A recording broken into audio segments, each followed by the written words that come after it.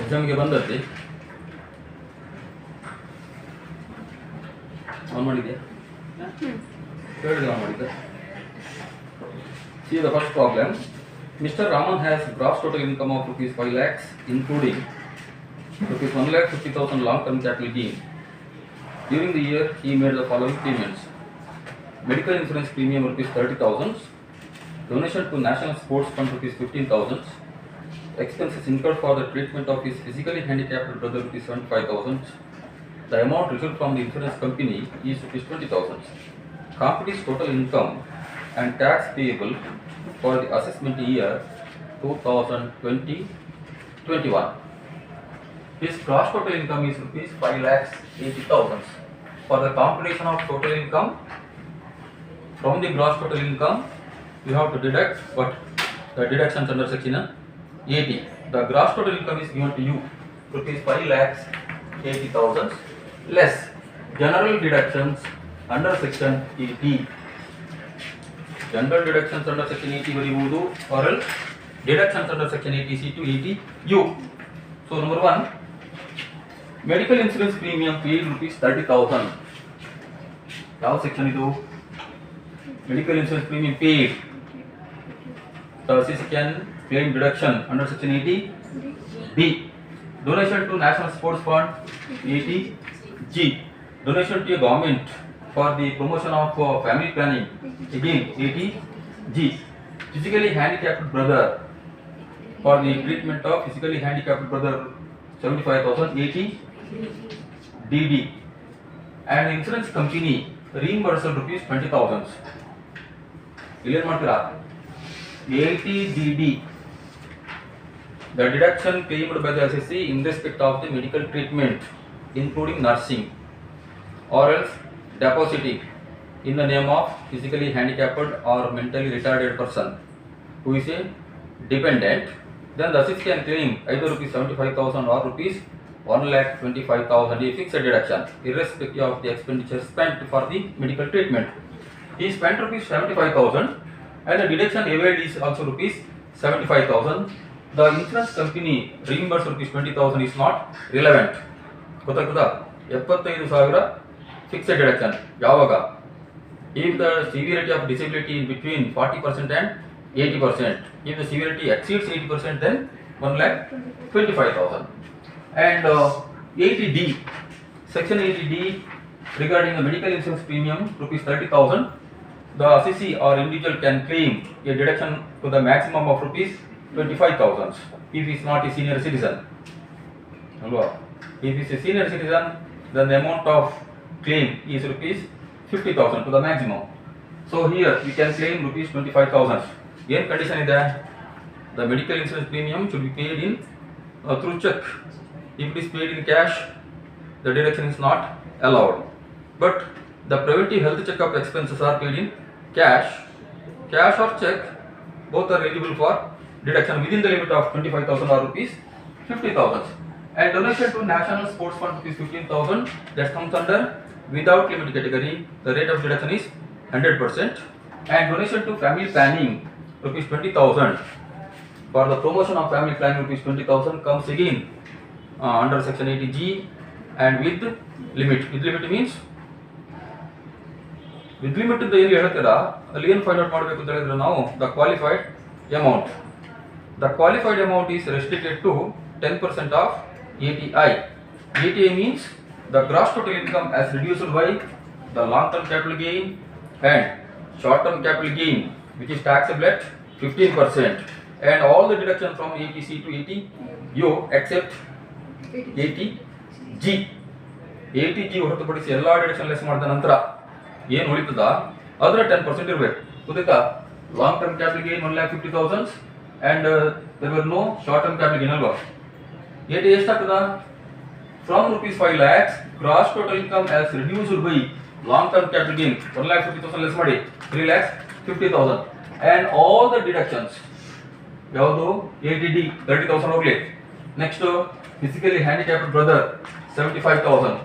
So 75,000 and 30,000 1,05,000 less ಮಾಡಿ 3,50,000 ಇಂದ less 1,05,000 ಗೊತ್ತಾಯ್ತಾ 75,000 ಹೇಗಿದು gross total income rupees 5 lakhs ಅಲ್ವಾ gross total income rupees 5 lakhs less long term capital gain 1,50,000 less section 80D rupees 25,000 not 30 25,000 and section 80DD rupees 75,000 so total ಎಷ್ಟು amount deduct ಮಾಡ್ಲಿಕ್ಕೆ ಸಿಗ್ತದೆ ನಿಮಗೆ 1.5 lakh 2.5 ಲಕ್ಷನಾ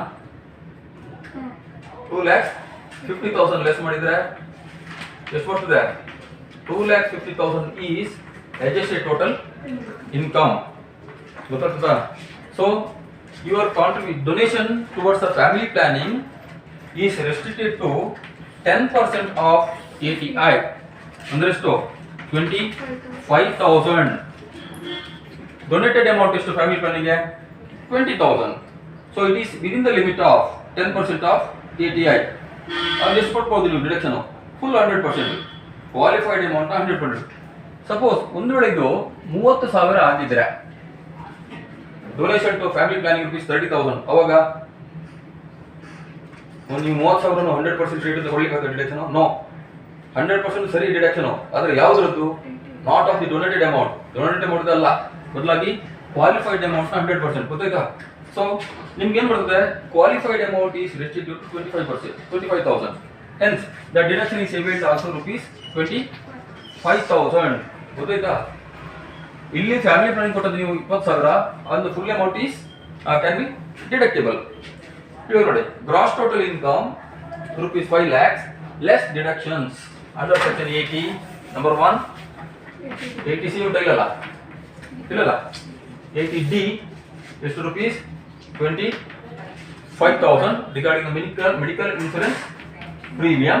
Next number 2 80DD that is physically handicapped brother treatment of physically handicapped brother the fixed deduction of rupees 75,000.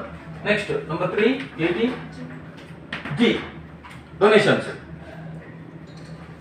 ಇದಕ್ಕೂ 100% ಇದೆ ಇದು 100% ಇದೆ ಅಲ್ವಾ ಇವಾಗ ಕ್ವಾಲಿಫೈಡ್ ಅಮೌಂಟ್ ಎಷ್ಟು ಬರ್ತದೆ ನಮಗೆ 25,000 ಆದ್ರೆ ನೀವು ಡೊನೇಟ್ ಮಾಡಿದಷ್ಟು 20,000 entire amount is deductible 80G donation to national sports fund rupees 15,000 and family planning rupees 20,000 subject to 10% of ATI which is rupees 25,000 ಸರಿಲ್ವಾ 10% of ATI rupees 25,000 ನಾವು ಡೊನೇಟ್ ಮಾಡಿದ್ದು 20,000 ಅದನ್ನ 20,000 ಫುಲ್ ನಾವು ಕ್ಲೇಮ್ ಮಾಡಬಹುದು ಇಷ್ಟ ಬರ್ತದೆ ಸಾಕಾಗ್ತದೆ again you need not write rate of deduction 100% on ಅಥವಾ with limit ಅಲ್ಲಿ 100% ಆನ್ ಫ್ಯಾಮಿಲಿ ಪ್ಲಾನಿಂಗ್ ಬರೀಬೇಕಂತ ಇಲ್ಲ ಇದು ಇಂಪ್ಲೈಡ್ ಗೊತ್ತಾಯ್ತಾ ಸೊ ಟೋಟಲ್ 35,000 ಸರಿಯಾ national sports fund 15,000 and donation to family planning 20,000 35,000 so total deductible amount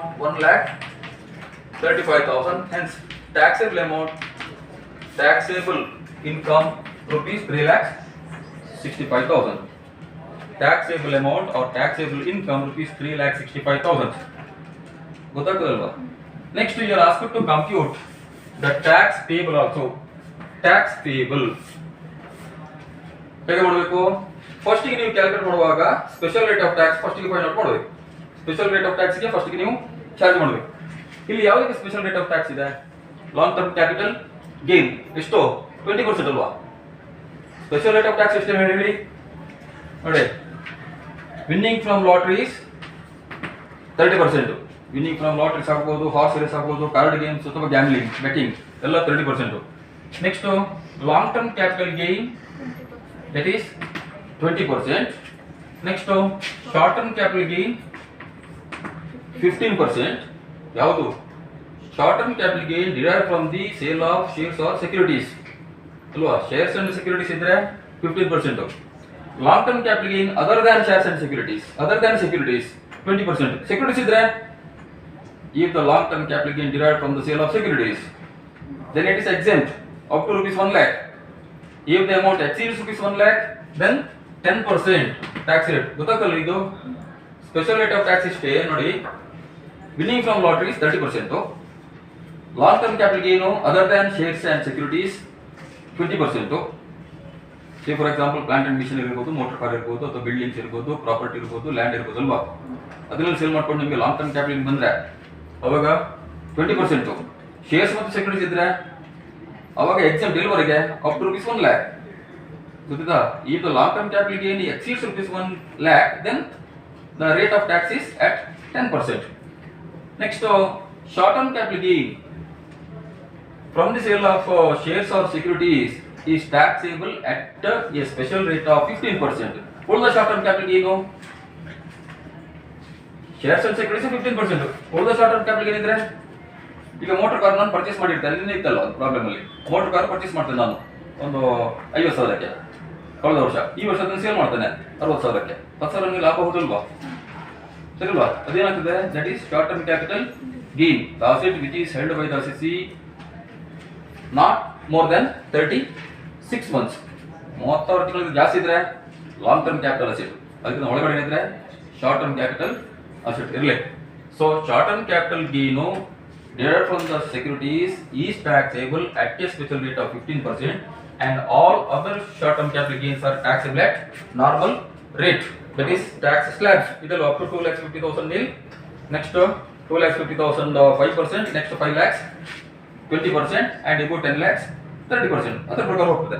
ಇವಾಗ ಇಲ್ಲಿ ನೋಡಿ ಟ್ಯಾಕ್ಸ್ ಪೇಯಬಲ್. ಫಸ್ಟ್ ಗೆ ಟ್ಯಾಕ್ಸೇಬಲ್ ಇನ್ಕಮ್ ಬರ್ಕೊಳ್ಬೇಕು ನೀವು. ಎಷ್ಟು? 3,65,000. ಗೊತ್ತಾಯ್ತಾ? ಫಸ್ಟ್ ಗೆ ಟ್ಯಾಕ್ಸೇಬಲ್ ಇನ್ಕಮ್ ಬರ್ಕೊಳ್ಬೇಕು 3,65,000. Next, on long term capital gain at 20%. On long term capital gain at 20%. Long term capital gain 1,50,000. 20% of 1,50,000 comes to rupees 30,000. ಹೌದಾ? ಸರಿಯಲ್ಲ? 1,50,000 ಮೇಲೆ 20% ಹೇಳಿದ್ರೆ 30,000 ಬರ್ತದೆ. ಸರಿ ಅಲ್ವಾ? ನೆಕ್ಸ್ಟ್, ಇನ್ನು ಎಷ್ಟು ಇನ್ಕಮ್ ಇದೆ? 3,65,000ದಲ್ಲಿ ಇಲ್ಲಿ ಒಂದು ಕ್ಯಾಲ್ಕುಲೇಷನ್ ಮಾಡ್ಬೇಕು ನೀವು. ಇದು ಹಾಗೆ ಆಗುದಿಲ್ಲ. 3,65,000ರಲ್ಲಿ 2.5 ಲಕ್ಷ ಏನು ಎಕ್ಸಿಮ್ಟೆಡ್. ಅರ್ಥ ಮಾಡ್ಕೊಳ್ಳಿ, ಕ್ಲಿಯರ್ ಅರ್ಥ ಮಾಡ್ಕೊಳ್ಳಿ. rupees 3,65,000 taxable income. ಹೌದಾ? ಇದರಲ್ಲಿ 1.5 ಲಕ್ಷ ಏನು ಕ್ಯಾಪಿಟಲ್ ಗೇನು ಇರಲಿ. ಇಲ್ಲಿ ನಿಮ್ಮ ಸ್ಲ್ಯಾಬ್ ಪ್ರಕಾರ up to rupees 2,50,000 exemptable. So the balance of amount, how much? 1,15,000 which should be treated as the long term capital gain, not 1,50,000. ಗೊತ್ತಿದಾ? Exceeding the acceptable limit. ಅರ್ಥ ಆಗ್ತಾ ಹೇಳಿದೆ ನಿಮಗೆ? ಏನು ಟೋಟಲ್ ಇನ್ಕಮ್ ಉಂಟಾ ಅದರಲ್ಲಿ ನೀವು ಈಗ 1.5 ಲಕ್ಷ ಚಾರ್ಜ್ ಮಾಡಿದ್ರೆ ಹಾಗೇನಾಯ್ತು? ಉಳಿದದ್ದು ಎಕ್ಸೆಪ್ಟಬಲ್ ಲಿಮಿಟ್ ಒಳಗಡೆ ಇರುತ್ತೆ. ಅದು ಫಸ್ಟ್ ಗೆ ನೋಡಬೇಕು. 2,50,000 ಎಕ್ಸೆಪ್ಟಬಲ್ ಲಿಮಿಟ್. ಸೊ ಎಕ್ಸೀಡಿಂಗ್ 2,50,000 ಎಷ್ಟಿದೆ? 1,15,000. ಅದೇನಾಗ್ತದೆ? ಲಾಂಗ್ ಟರ್ಮ್ ಕ್ಯಾಪಿಟಲ್ ಗೇನ್ ಅಂತ ಆಗ್ತದೆ. Long term capital gain 3,65,000 minus 2,50,000 is equal to 1,15,000, on which you should calculate the special rate of tax at 20%. So 20% of 1,15,000 comes to rupees 23,000. 23,000 ಗೊತ್ತಾಗ್ತದಾ? ಅರ್ಥ ಮಾಡ್ಕೊಳ್ಳಿ. ಈಗ ಒಂದು ವೇಳೆ 1,15,000 ಅಲ್ಲ, long term capital gain 1 lakh ಇದ್ರೆ ಆಗ 1 lakh long term capital gain, 15,000 other. ಅರ್ಥ ಆಯ್ತಾ? 15,000 ಅದರ್ ಮಾಡ್ಕೊಳ್ತೀವಿ ನೀವು. 15,000ಕ್ಕೆ ಎಷ್ಟು ಆಗ್ತದೆ ನೀವು ಟ್ಯಾಕ್ಸು? 5%. 2.5 ತೆಗ್ದಾಯ್ತಾ ಇಲ್ವ ಇಲ್ಲಿ? 2 ದಾಟಿದಷ್ಟು 5%. ಅರ್ಥ ಮಾಡ್ಕೊಳ್ಳಿ. ಸೊ 23,000. ನೆಕ್ಸ್ಟ್ ನಿಮ್ಗೆ ಟ್ಯಾಕ್ಸ್ ಚಾರ್ಜ್ ಮಾಡ್ಲಿಕ್ಕೆ ಉಂಟಾ? ಇಲ್ಲಲ್ಲ, ಟ್ಯಾಕ್ಸ್ ಚಾರ್ಜ್ ಮಾಡ್ಲಿಕ್ಕಿಲ್ಲ. ನೆಕ್ಸ್ಟ್ ಏನು ಕ್ಲೇಮ್ ಮಾಡ್ಲಿಕ್ಕೆ ಹೇಳಿ? ಅದು important. If the taxable income is not exceeding rupees 5 lakhs, ಅರ್ಥ ಆಗ್ತದಾ? If the taxable income is not exceeds rupees 5 lakhs, then an individual can claim a tax rebate under section 87A to the extent of maximum 12,500. ಹೌದಲ್ಲ? 12,500 ಅದನ್ನ less tax rebate under section 87A ಎಷ್ಟು ಬರ್ತದೆ 12,500 maximum ಅಷ್ಟೇ ಹೇಳಿದೆ ನಾನು ನಿಮ್ಗೆಲ್ವಾ 2.5 ಲಕ್ಷಕ್ಕೆ ಈಗ 5 lakh cross ಆಗೋದಿದ್ರೆ ಅಪ್ ಟು 2,50,000 ನಿಲ್ ನೆಕ್ಸ್ಟ್ 2,50,000 5%. ಯಾವ್ದು ಇನ್ಕಮ್ 5 ಲಕ್ಷ ದಾಟದಿಲ್ವಾ ಆಗ ಅವ್ರು ಟ್ಯಾಕ್ಸ್ ಕೊಟ್ಟಿಗೆ ಇಲ್ಲ ಅಂತ ಹೇಳಿ ಅರ್ಥ ಆಯ್ತಾ. ಇಲ್ಲಿ ಲಾಂಗ್ ಟರ್ಮ್ ಕ್ಯಾಪಿಟಲ್ ಇದ್ದ ಕಾರಣ ಸಮಸ್ಯೆ ಬಂದ ನನಗೆ. ಇದೆಲ್ಲವನ್ನು ನಾರ್ಮಲ್ ಇನ್ಕಮ್ ಆಗ್ತಿದ್ರೆ ಟ್ಯಾಕ್ಸ್ ಕೊಡ್ಲಿಕ್ಕೆ ಡೌನು ನೋ 5 ಲಕ್ಷ ಒಳಗಡೆ. ಇಲ್ಲಿ special rate of tax for example ಇವಾಗ ಇಂಡಿಂಗ್ ಫ್ರಮ್ ಲಾಟ್ರೀಸು 5 ಲಕ್ಷ ಬರ್ತದೆ ಅವನಿಗೆ ಟ್ಯಾಕ್ಸ್ ಕೊಡ್ಬೇಕಾ ಬೇಡ? ಅದು ಕೊಡಲೇಬೇಕು. ವಿನ್ನಿಂಗ್ ಫ್ರಮ್ ಲಾಟ್ರೀಸ್ಗೆಲ್ಲ ಬರೋದಿಲ್ಲ ಅದು. ಸ್ಪೆಷಲ್ ರೇಟ್ ಆಫ್ ಟ್ಯಾಕ್ಸ್ಗೆ ನೀವು ಕ್ಯಾಲ್ಕುಲೇಟ್ ಮಾಡಲೇಬೇಕು. So 23,000 less tax rebate under section 87A 12,500 ಇಟ್ಕೊಳ್ಳಿ. So the maximum of 12,500. ಅದನ್ನ ಟ್ಯಾಕ್ಸ್ ಲಯಬಿಲಿಟಿ 10,500 ಏನು ಮಾಡಬೇಕು ಇನ್ನೊಂದಕ್ಕೆ add health and education cess add health and education cess at 4%. So 4% of 10,500 420 420 ಅಂತ 420. So the tax payable ತಿಳಿದಿದೆ ನಾವು compute the taxable income and tax payable is to 10,900 ಬರುತ್ತಾ 10,020 ಅಲ್ಲ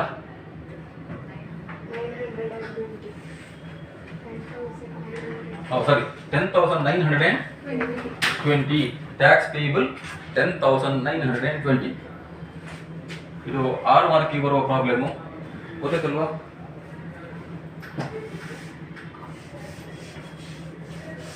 next